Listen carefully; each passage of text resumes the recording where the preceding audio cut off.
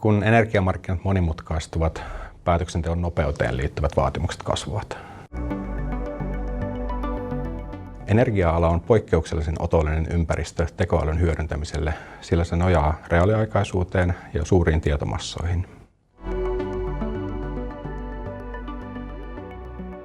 Tekoäly ottaa energia-alalla siinä, että dataa on paljon, sitä pitää käsitellä mahdollisimman reaaliaikaisesti, tunnistaa erilaisia asioita sieltä ja vähentää myös manuaalista työtä.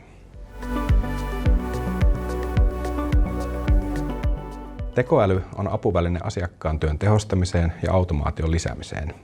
Meillä tekemistä ohjaavat erityisesti asiakkaan saama lisäarvo ja tietoturvallisuus. Energiayhtiöiltä odotetaan entistä parempaa asiakaskokemusta, tehokasta toimintaa ja nopeaa reagointia markkinoiden muutoksiin. Ja me uskomme, että tekoäly pystyy aidosti auttamaan siinä ja parantamaan toimintaa.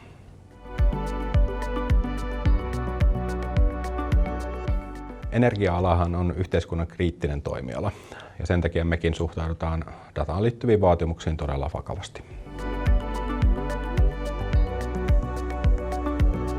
Tekoäly tulee väistämättä osaksi tekemistä, mutta se ei korvaa asiantuntijuutta. Sitä tarvitaan jatkossakin, jotta tekoälyä voi hyödyntää osana prosessia.